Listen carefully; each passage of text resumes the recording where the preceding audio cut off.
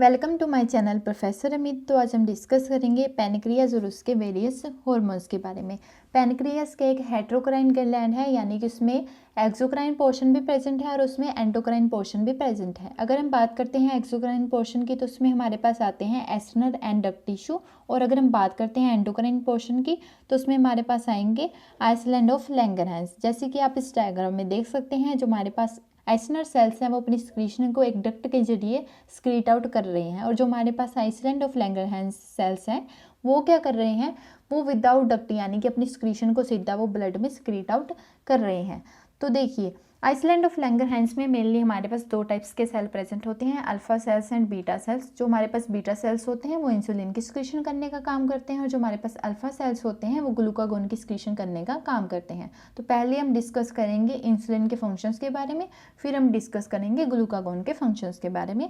तो देखिए, इंसुलिन की स्क्रीशन तब होती है जब हमारे ब्लड में जो ग्लूकोज की कंसंट्रेशन है वो काफ़ी ज़्यादा इंक्रीज हो जाती है। अगर हम बात करते हैं इंसुलिन की हाफ लाइफ की तो वो होती है अबाउट 5 मिनट। हाफ लाइफ का मतलब ये होता है कि कोई भी सब्सटेंस है, कोई भी हमारे पास एंजाइम है, उसकी जो एक्टिविटी है वो हाफ ख़त्म हो चुकी है। फॉर एग्जांपल, इंसुलिन की जो एक्टिविटी थी वो इनिशियली कितनी थी, वो 100% थी। हाफ लाइफ ख़त्म होने के बाद अब उसकी जो एक्टिविटी रह गई है वो रह गई है 50%। लीवर में कुछ ऐसे एंजाइम्स प्रेजेंट होते हैं जिन्हें हम क्या कहते हैं, इंसुलिनेज एंजाइम कहते हैं। वो क्या करते हैं, इंसुलिन की डिग्रेडेशन करने का काम करते हैं। और अगर हम बात करते हैं इंसुलिन की अमाइनो एसिड लेंथ की, तो इंसुलिन की अमाइनो एसिड लेंथ होती है अबाउट 51 अमाइनो एसिड। और ये क्या है, एक एनाबॉलिक हार्मोन है। देखिए, अगर हम मेटाबॉलिज्म की बात करते हैं तो उसमें हमारे पास मेनली दो प्रोसेस इन्वॉल्व होते हैं। एक की बात करें तो उसमें हमारे पास आएंगे कैटाबॉलिक हमारे पास प्रोसेस आएंगे, दूसरे में हमारे पास क्या आएंगे, एनाबॉलिक प्रोसेस आएंगे। कैटाबॉलिक प्रोसेस में क्या होता है कि किसी भी चीज़ का वहाँ पर क्या हो रहा है, वहाँ पर ब्रेक डाउन हो रहा है। और एनाबॉलिक प्रोसेस में क्या होता है कि वहाँ पर फॉर्मेशन का काम होता है। यानी कि अगर बात करें कि कार्बोहाइड्रेट्स, प्रोटीन्स एंड लिपिड की अगर फॉर्मेशन हो रही है तो उसे हम क्या कहेंगे, एनाबॉलिज्म कहेंगे। अगर वहाँ पर उनकी ब्रेक डाउन हो रही है तो उसे हम क्या कहेंगे, कैटाबॉलिज्म कहेंगे। तो अब हम डिस्कस करते हैं कि इंसुलिन अपना फंक्शन कैसे करता है। तो इंसुलिन का मेन फंक्शन ये है कि जो ब्लड में जो ग्लूकोज की कंसंट्रेशन है वहाँ पर उसे डिक्रीज़ करना। तो ये ग्लूकोज की कंसंट्रेशन को कैसे डिक्रीज़ करेगा उसके बारे में हम डिस्कस करते हैं। सबसे पहले ये क्या करता है, जो ग्लाइकोलाइसिस का प्रोसेस है उसे वहाँ पर प्रमोट करने का काम करता है। ग्लाइकोलाइसिस में क्या होता है, जो ग्लूकोज की कन्वर्जन किस में हो जाती है, पायरुविक एसिड में हो जाती है, और ये पायरुविक एसिड फाइनली किस में कन्वर्ट हो जाता है, एसिटाइल कोए में, जो कि किस में चले जाता है, टीसीए साइकिल में चला जाता है। यानी कि ये क्या कर रहा है कि जो ब्लड में जो ग्लूकोज की कंसंट्रेशन है उसे वहाँ पर डिक्रीज करने का काम कर रहा है। और इंसुलिन क्या करता है, ग्लाइकोजेनेसिस के प्रोसेस को प्रमोट करने का काम करता है। ग्लाइकोजेनेसिस क्या होता है, formation of glycogen is known as glycogenesis. अगर हम प्लांट्स में बात करते हैं उसमें जो रिजर्व फूड मटेरियल प्रेजेंट होता है उससे हम स्टार्च कहते हैं। अगर हम एनिमल्स की बात करते हैं तो उसमें रिजर्व फूड मटेरियल ग्लाइकोजन की फॉर्म में प्रेजेंट होता है। यानी हमने क्या करना है, हमने अपने रिजर्व फूड मटेरियल की फॉर्मेशन करानी है, क्योंकि हमारे ब्लड में ग्लूकोज की कंसंट्रेशन काफ़ी ज़्यादा है।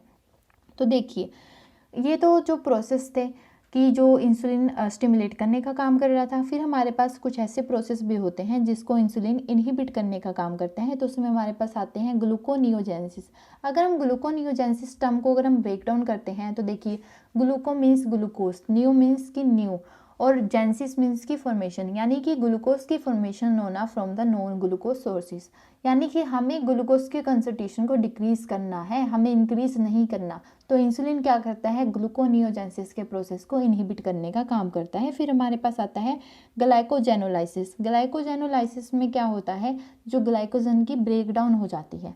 तो इंसुलिन जो होता है वो ग्लाइकोजन की ब्रेक डाउन को इनहिबिट कर देता है, ताकि वो ग्लूकोज में कन्वर्ट ना हो और ब्लड में ग्लूकोज की कंसंट्रेशन फर्दर इंक्रीज ना हो। फिर देखिए, वैसे तो इंसुलिन हमारी बॉडी में सारे सेल्स के ऊपर ऑलमोस्ट काम करता है, लेकिन अगर हम स्पेसिफिकली बात करते हैं तो insulin mainly hepatocyte and adipocyte के ऊपर अपना काम दिखाता है। और ये क्या है, एक एनाबॉलिक हार्मोन है। तो ये क्या करता है, जो प्रोटीन और लिपिड की फॉर्मेशन को ये स्टिमुलेट करता है, और प्रोटीन की जो ब्रेकडाउन के प्रोसेस है उसको वहाँ पर इनहिबिट करता है, और लाइपोलाइसिस के प्रोसेस को भी ये इनहिबिट करने का काम करता है। लाइपोलाइसिस मीन्स की जो वहाँ पर फैट की जो ब्रेकडाउन के प्रोसेस है वहाँ पर उसे वहाँ पर इनहिबिट करने का काम करता है। फिर देखिए, हम बात करते हैं इंसुलिन के रिसेप्टर की बात। तो देखिए, कोई भी हमारे पास ऐसा एंडोक्राइन हार्मोन है तो वो कैसे अपना एक्शन दिखाता है, क्योंकि उसके टारगेट सेल के ऊपर क्या प्रेजेंट होते हैं, रिसेप्टर्स प्रेजेंट होते हैं। जो इंसुलिन का रिसेप्टर होता है उसमें हमारे पास 4 सब यूनिट होती हैं, 2 हमारे पास अल्फा सब यूनिट होती हैं और 2 हमारे पास बीटा सब यूनिट होती हैं। तो इंसुलिन क्या करता है, अल्फा सब यूनिट के साथ बाइंड करता है।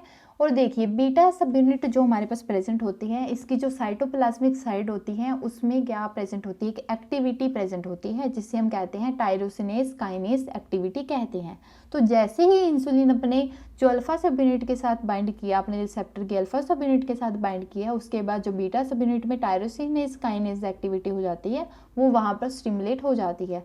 स्टिमुलेट होने के बाद ये क्या करती हैं, जो इंसुलिन जो रिस्पॉन्स सबस्ट्रेट है उसकी फॉस्फोराइलेशन का वहाँ पर काम करती है। तो इंसुलिन रिस्पॉन्स सबस्ट्रेट वहाँ पर क्या हो जाएंगे, वहाँ पर एक्टिव फॉर्म में वहाँ पर कन्वर्ट हो जाएंगे। जैसे कि हमने डिस्कस किया कि इंसुलिन क्या कर रहा है, कुछ प्रोसेस को तो वहाँ पर इनहिबिट कर रहा है और कुछ प्रोसेस को वो क्या कर रहा है, वहाँ पर स्टिमुलेट करने का काम कर रहा है।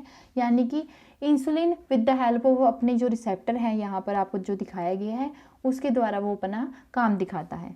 फिर हम बात करते हैं अब ग्लूकागोन की। ग्लूकागोन की सिक्रीशन तब होती है जब हमारे ब्लड में जो ग्लूकोज की कंसंट्रेशन है वो काफ़ी ज़्यादा कम हो जाती है। तो इंसुलिन क्या था, वो एक एनाबॉलिक हार्मोन था, लेकिन जो हमारे पास ग्लूकागोन होता है ये क्या हमारे पास एक कैटाबॉलिक हार्मोन है, यानी कि एक जो कैटाबॉलिज्म के प्रोसेस को ये स्टिमुलेट करने का काम कर रहा है। तो जिस प्रोसेस को इंसुलिन स्टिमुलेट कर रहा था, ग्लूकागोन उस प्रोसेस को इनहिबिट करने का काम करता है, और जो इंसुलिन जिस प्रोसेस को इनहिबिट करने का काम कर रहा था, ग्लूकागोन उसको स्टिमुलेट करने का काम करता है। तो यानी कि ग्लूकागोन और जो इंसुलिन होते हैं वो अपना अपोजिट काम यानी कि एंटागोनिस्टिक अपना फंक्शन दिखाते हैं। तो ये क्या करता है, जो ग्लाइकोजन के ब्रेकडाउन के प्रोसेस है वहाँ पर उसे स्टिमुलेट करने का काम करता है। तो देखिए ग्लाइकोजन के ब्रेकडाउन को हम क्या कहते हैं, ग्लाइकोजेनोलाइसिस, यानी इसमें ग्लाइकोजन की जो ब्रेकडाउन किस में हो जाती है, ग्लूकोज में हो जाती है, और ये ग्लूकोज की सिंथेसिस को स्टिमुलेट करने का काम करता है। यानी कि हमने क्या करवाना है, हमने ग्लूकोज की जो कंसंट्रेशन है उसे हमने वहाँ पर इंक्रीज कराना है। तो ये क्या करता है, जो ग्लाइकोजेनेसिस की जो प्रोसेस है उसको इनहिबिट कर देता है by inhibiting the glycogen synthase. Glycogen synthase क्या करता है, ग्लूकोज की कन्वर्जन ग्लाइकोजन में करवा देता है, लेकिन हमने यहाँ पर ग्लूकोज की कंसंट्रेशन को हमने इंक्रीज करना है, हमने उसकी कंसंट्रेशन को डिक्रीज नहीं करना। तो हमने ऐसे प्रोसेस को इनहिबिट करना है जो कि ग्लूकोज की जो कंसंट्रेशन है उसे वहाँ पर डिक्रीज करने का काम कर रहे थे। अगर वहाँ पर ग्लाइकोजेनेसिस होगी तो ग्लूकोज की कंसंट्रेशन वहाँ पर डिक्रीज हो जाएगी। तो ग्लूकागोन क्या करता है, जो ग्लाइकोजेनेसिस के प्रोसेस को वहाँ पर इनहिबिट करने का काम करता है। इंसुलिन क्या कर रहा था, ग्लाइकोलाइसिस के प्रोसेस को वहाँ पर प्रमोट करने का, उसको स्टिमुलेट करने का काम कर रहा था। लेकिन ग्लूकागोन क्या करता है, ग्लाइकोलाइसिस के प्रोसेस को डिक्रीज करने का काम करता है। यानी हमने ग्लूकोज की ब्रेकडाउन पायरुविक एसिड में नहीं होने देनी, क्योंकि अगर ऐसा होगा तो ग्लूकोज की कंसंट्रेशन वहाँ पर डिक्रीज हो जाएगी। और ये क्या करता है, जो ग्लूकोनियोजेनेसिस के प्रोसेस को स्टिमुलेट करने का काम करता है। ग्लूकोनियोजेनेसिस में नॉन ग्लूकोज सोर्सेज किस में कन्वर्ट हो जाते हैं, ग्लूकोज में कन्वर्ट हो जाते हैं। और फाइनली तो हमें यही चाहिए कि हमारे ब्लड में जो ग्लूकोज की कंसंट्रेशन है वो वहाँ पर इंक्रीज हो जाए। इंसुलिन क्या कर रहा था, जो सेल्स के द्वारा ग्लूकोज के अपटेक के प्रोसेस को वहाँ पर वो स्टिमुलेट करने का काम कर रहा था। लेकिन ग्लूकागोन क्या करता है, जो ग्लूकोज के अपटेक जो सेल्स लेते हैं उसको रिड्यूस करने का काम करता है, ताकि जो ब्लड में जो ग्लूकोज की कंसंट्रेशन है वो वहाँ पर इंक्रीज हो जाए। और ये मेनली किसके ऊपर एक्ट करता है, हिपेटोसाइट्स के ऊपर ये अपना फंक्शन दिखाता है। और ये क्या करता है, जो लीवर सेल्स के द्वारा जो अमाइनो एसिड के एब्जॉर्प्शन के प्रोसेस को ये वहाँ पर स्टिमुलेट करेगा, ताकि जो अमाइनो एसिड्स हैं वो किस में कन्वर्ट हो जाएं, वो ग्लूकोज में कन्वर्ट हो जाएं। अगर अमाइनो एसिड ग्लूकोज में कन्वर्ट हो रही हैं तो इससे हम क्या कहेंगे, ग्लूकोनियोजेनेसिस, यानी formation of glucose from the non glucose sources. यानी इसमें अमाइनो एसिड क्या है, वो एक नॉन ग्लूकोज सोर्सेज है और वो किस में कन्वर्ट हो रही है, वो ग्लूकोज में कन्वर्ट हो रही है। तो इसी वजह से हमने इस प्रोसेस को क्या बोला, ग्लूकोनियोजेनेसिस बोला। और ये ग्लूकागोन क्या करता है, जो लाइपोलाइसिस या प्रोटियोलाइसिस यानी कि प्रोटीन के ब्रेकडाउन को और जो लिपिड के ब्रेकडाउन के प्रोसेस को वहाँ पर ये स्टिमुलेट करने का काम करता है। और ये फॉर्मेशन ऑफ कीटोन बॉडीज, जिसे हम क्या कहते हैं, कीटोजेनेसिस कहते हैं, उसको भी ये स्टिमुलेट करने का काम करता है। फिर हम बात करते हैं कि जो ग्लूकागोन है वो अपना फंक्शन कैसे दिखाता है। तो जो इसका रिसेप्टर प्रेजेंट होता है उससे हम क्या कहते हैं, जी प्रोटीन कपल रिसेप्टर। देखिए ग्लूकागोन जिस रिसेप्टर के साथ बाइंड करता है उसमें 7 transmembrane alpha helix present होती हैं, और इस जो अल्फ़ा हेलिक्स जो प्रेजेंट होती हैं, इसकी साइटोप्लाज्मिक साइट पर क्या प्रेजेंट होती है, जी प्रोटीन। यानी ये जो रिसेप्टर है वो क्या है, जी प्रोटीन जो हमारे पास प्रेजेंट होती हैं, ये जी प्रोटीन क्या होती हैं, ट्राइमेरिक प्रोटीन्स होती हैं। यानी कि इसमें 3 सब यूनिट प्रेजेंट होती हैं, वो उसकी साइटोप्लाज्मिक साइड के साथ वहाँ पर अटैच फॉर्म में प्रेजेंट होती है।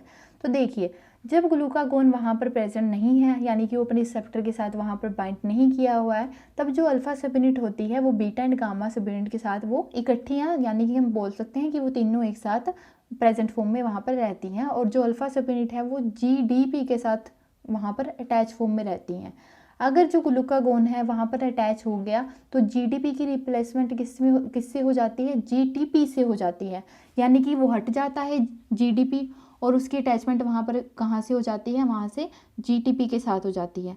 तो यहाँ पर क्या हुआ, जो बीटा एंड गामा अलग हो गई और अल्फा सब यूनिट जीटीपी के साथ बाउंड फॉर्म में होकर वो एक्टिवेट फॉर्म में कन्वर्ट हो गई। उसके बाद जो अल्फा सब यूनिट क्या करती है, एडिनाइलेज साइक्लेज एक एंजाइम प्रेजेंट होता है, उसको वहाँ पर स्टिमुलेट करने का काम करता है। तो एडिनाइलेज साइक्लेज क्या करता है, एटीपी की कन्वर्जन किस में करवा देता है, साइक्लिक एएमपी में करा देता है। और ये जो साइक्लिक एएमपी क्या कराता है, जो प्रोटीन काइनेज ए है उसको वहाँ पर एक्टिवेट करा देता है। जब हमारे पास 4 cyclic AMP protein kinase A के साथ वहाँ पर अटैच हो जाते हैं तो प्रोटीन काइनेज ए वहाँ पर एक्टिवेट हो जाता है। और प्रोटीन काइनेज क्या करता है, जो इनएक्टिव फॉस्फोराइलेज बी काइनेज है उसको वहाँ पर एक्टिव फॉस्फोराइलेज बी काइनेज में वहाँ पर वो कन्वर्ट करवा देता है, यानी इनएक्टिव फॉर्म को एक्टिव फॉर्म में वहाँ पर कन्वर्ट करा देता है।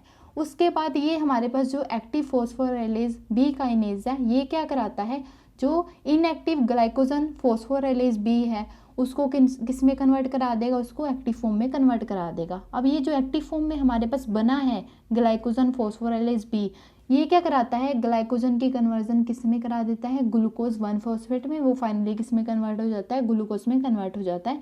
यानी कि हम बोल सकते हैं कि इस वे में जो हमारे ब्लड में जो ग्लूकोज की कंसंट्रेशन है वो वहाँ पर इंक्रीज हो जाती है।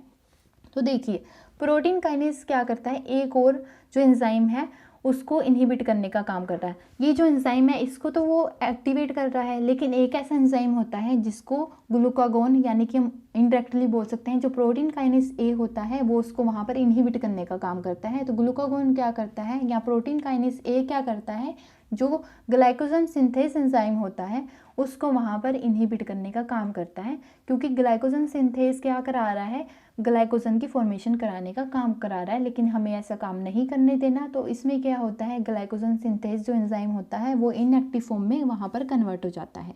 तो इस वे में जो ब्लड में जो ग्लूकोज की कंसंट्रेशन है वो इंक्रीज हो जाती है। Thank you.